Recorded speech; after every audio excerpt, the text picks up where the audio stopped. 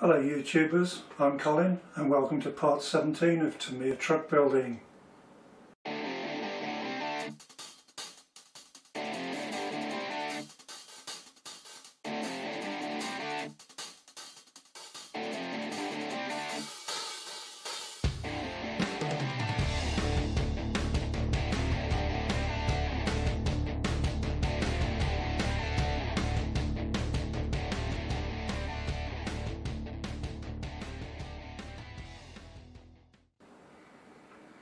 In this longer episode I'm completing sections 38 to 41. 38 is pretty straightforward, but the rest are sections where you need to exercise some judgment and possibly make a few adjustments to set up the model or your model. We'll be looking at where to mount the receiver, where to mount the electronics unit, what type you plan to fit if you haven't already decided that, and deciding on whether to lock the gearbox, but more on that later. Oh, and looking to set up the steering so it runs in a straight line. But first, section 38, attaching the front fenders. In stage 38 I'd like to start by looking at the antenna and its mount. It's a flexible antenna, it screws onto a long screw on the mount that's just at the back of the RC deck. Now, if you've got a receiver like mine, you don't actually need to use the antenna at all, but you may find that you have a Futaba make or a Carson make or somebody else's make, and they have a lead on them that connects to the base of the antenna. I'm just going to undo the screw now, and you'll see there is a lug at the bottom which you would connect your antenna to. In some cases Tamiya supply you with a plastic tube and you run it up inside the tube. This one's an actual metal aerial. I'm just dismantling it for you now. I won't be using this of course, but the bracket will still be fitted because the bracket is used for the rear mount for the cab. That's where my thumb is now. Moving on to fitting the RC deck now. There's the fenders that we fitted in the last stage, and there's the inset again, just showing where that fits. Now I'm just moving all the cables out of the way. The only ones that are going to go up and through this bracket are the two motor cables, the yellow and the green one. We will feed the servo wires through after it is in place. So you can see the green and the yellow go through the top of this. This deck sits on top of the chassis rails, and the fenders line up nicely with the two side skirts, and there are tapped holes in the chassis, 6 in total, 3 each side, and that's where we're going to fix it with the little BC2 screws. So I'm going to do now.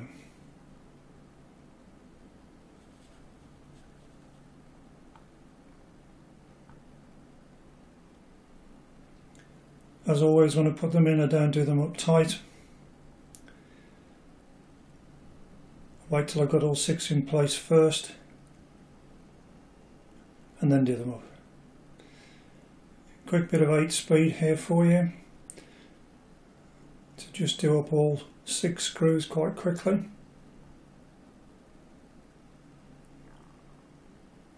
There we go.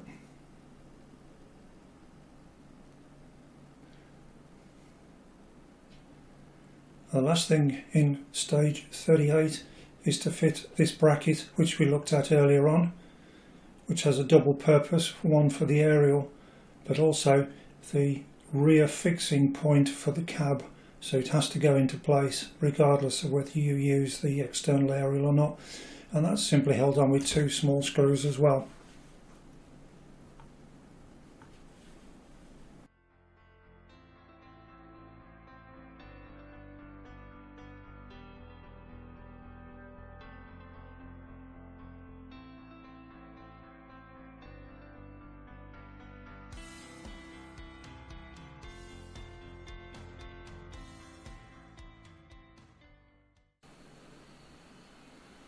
Stage 39 requires a little bit of thought because it depends on what electronics you wish to use, whether you're just using a basic speed controller like me, or whether you're going to fit a multifunction unit, whether you're going to mount it vertically or horizontally without the dashboard and the seats, or are you going to fit something like the German beer system, which is of different dimensions to what the MFC is. And then the particular model needs taken into account as well. For example, on the American models, like the Grand Hauler here, you can see there's actually plenty of room for the MFC at the back. Carrying on with stage 39, we've now got to sort some of the wires out. We've got the two motor cables and a controlling cable for the receiver coming off of the speed controller. We'll start by connecting the two motor wires, yellow to yellow and blue to green. They don't standardise on these colours, I'm afraid. It's not polarised, so don't worry. If it's the wrong way round, you can always swap the connections round afterwards. I'm also going to look for using some small cable ties. Got a nice big bag here I bought for silly money off a well-known online retailer, and they are invaluable for holding cables neatly in place. And you do need to give thought to where you are connecting your cables, how you're running your cables. Keep them away from things that are moving, such as the suspension arms, steering arms, that kind of thing. Try and mount them in such a way as that they're aesthetically pleasing, but you're not going to catch your hands on them or anything like that. Then there's a receiver. Where am I going to mount the receiver? There's a plate you could fit, the P3. I'm not going to fit it this time because I don't actually need it, but it's there if you want it, and you can mount your receiver on top of that, or your MFC on top of that, or whatever electronics you're doing. But quite honestly, I don't need it. All I've got is the receiver, which is going to fit where I'm putting it now. Bear in mind as well, the position of your receiver needs to be such that your cables can reach it. There's no point mounting it somewhere where you've got to extend all the cables, which is just unnecessary, shall we say. Let's push these motor cable connectors, bullets to connect together. They're quite tight, but they do go together. Motor carries quite a lot of current, so the connections have to be quite large. Once I've done those, make sure that the plastic shrouds are covering any of the metal parts, because we don't want it to earth out against anything. There you go. I've only done the cable tie up loosely at the moment. I haven't done it up tight. I think that's a good tip, because it might be that you want to route other cables through it. This is the control cable from the speed controller to the receiver. Just want to tape out the way just for the moment while I'm doing these two cables here. That should sit quite nicely there and not be in the way of anything at all.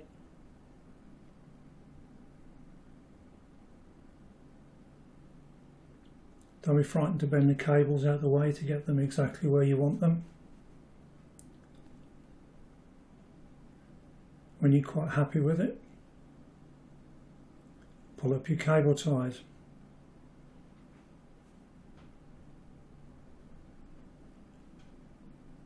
Chop off the excess.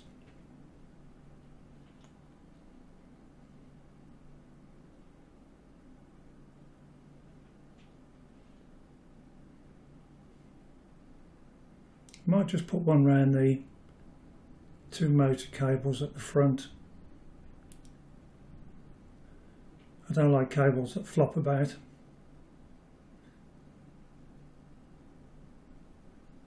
Always less chance of any sort of electrical issues, long-term electrical issues, if things are just held down so they can't move. I think it was about £5 this bag of 1,000 clips. Probably the best fiver I've spent in ages.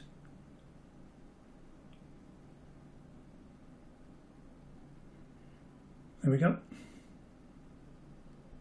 So motor cable's out of the way. Now we've got to put the receiver in a position where that cable from the ESC will reach it, the one that I've just took the tape off. What I'm going to do is put some double-sided on the back of it, but I'm only going to just take the one piece off at the moment, just so that I can connect it all up, and then when I'm quite happy with its position, peel the back piece off and stick it where it needs to go. The kits come with a reasonable amount of double-sided tape or paper.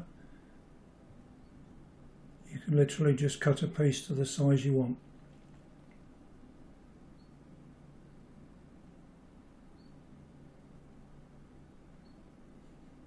I'm going to put that on the base of my receiver.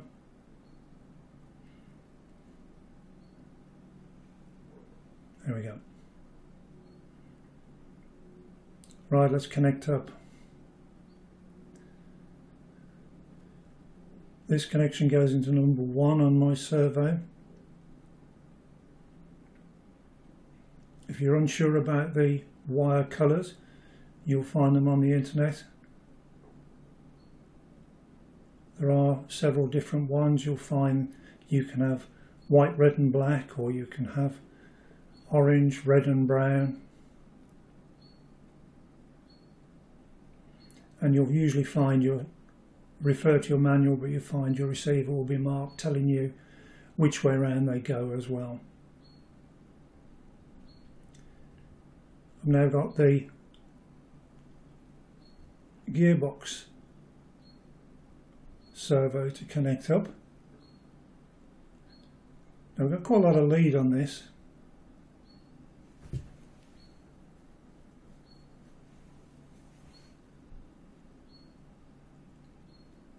Best thing to do with these things is trial and error, is to see where you want to run it and then try and find a way where you can lose that extra cable as neatly as possible. I think we'd be better off with it underneath the deck,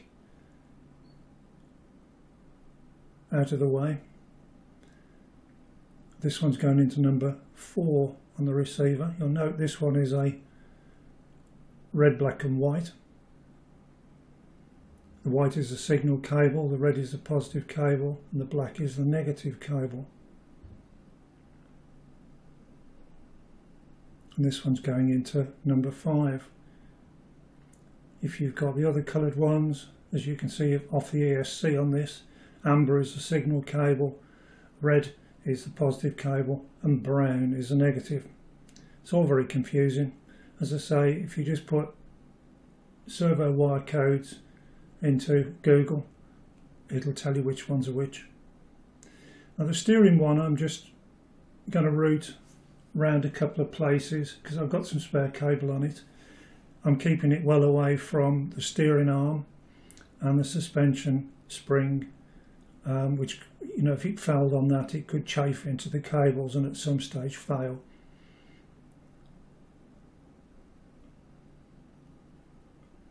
And just for neatness, we'll tuck it underneath with all the other cables. I'm a bit OCD about my cables. I like them to be nice and neat. Certainly if it's a case of fault finding as well, you'll find it a lot easier rather than a huge great explosion of cables in front of you and trying to make sense of them. Slotted underneath the RC deck.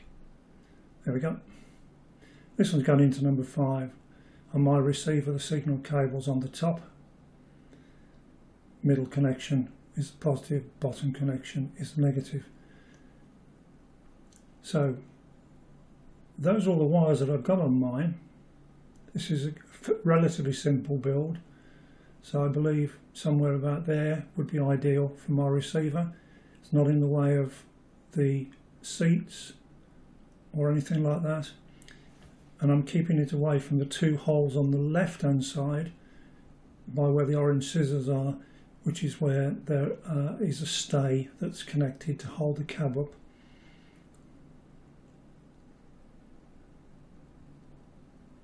Another cable clip.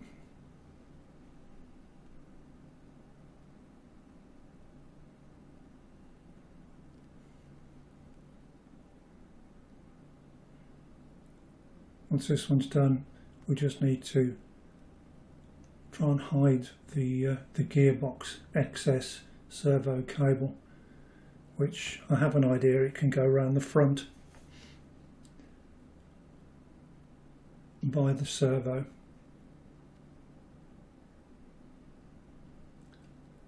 Just have a quick look underneath just to make sure it's not going to cause any problems with anything moving or any screws. Nope, seems perfectly alright to me. I think that's a good place.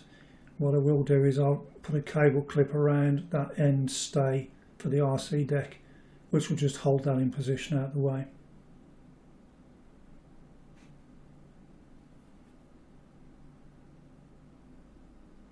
Yeah, I think that'll do quite nicely.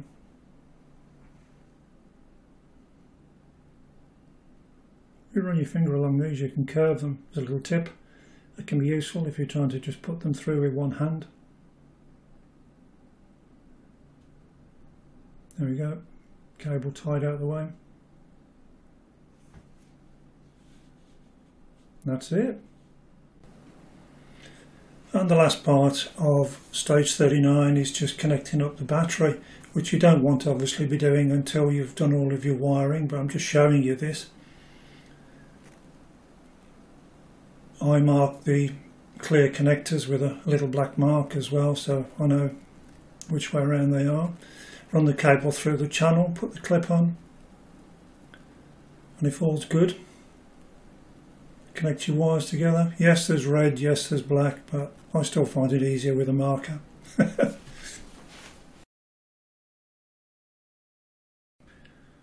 Moving on to stage 40.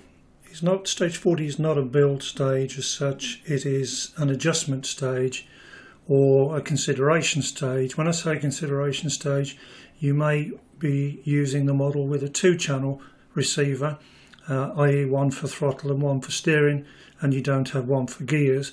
So you would possibly choose to lock the model in first gear, although you have the option to lock it in first, second or third gear, as the diagram that's on screen shows you. And the way you do that is by using one of the kit supplied or 2 of the kit supplied C9 clips, little plastic clips that you just push onto the selector shaft, and it locks the gearbox in one of the 3 positions. In terms of adjustment, if you are using all 3 gears, you may find that the gears aren't exactly locking as you want them to, or they might be missing slightly. There may need to be a touch of adjustment, which can be done in several ways. You can adjust the little rod, although generally speaking, if that's been made to the dimensions that they specified earlier on, you won't need to adjust that. You can adjust the horn on top of the servo itself so it can travel less or more, as the case may be. It may be that the spline on top of the servo isn't quite where it should be.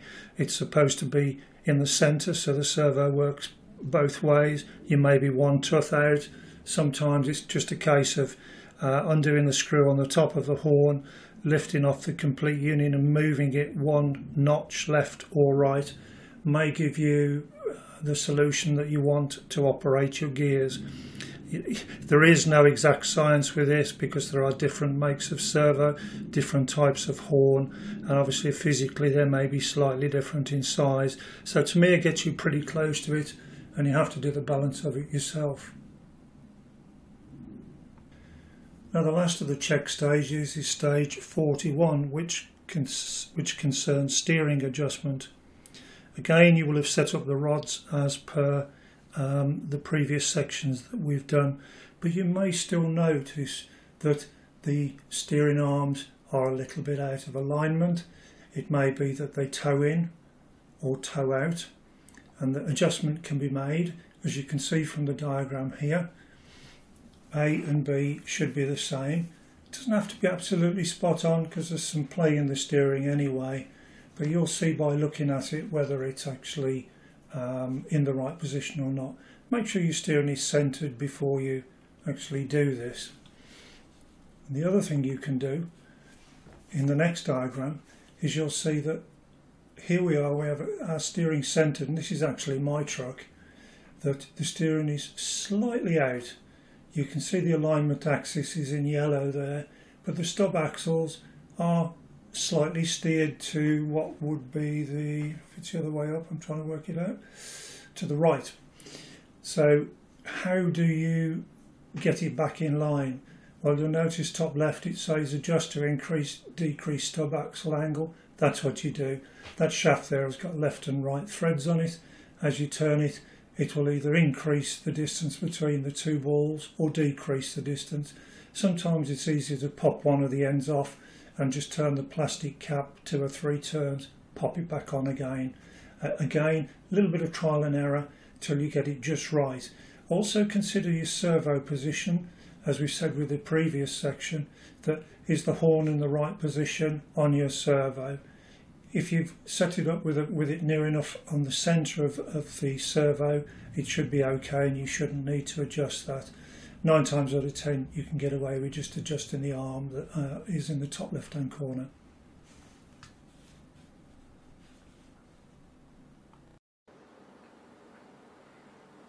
Well, that's it for now, YouTubers.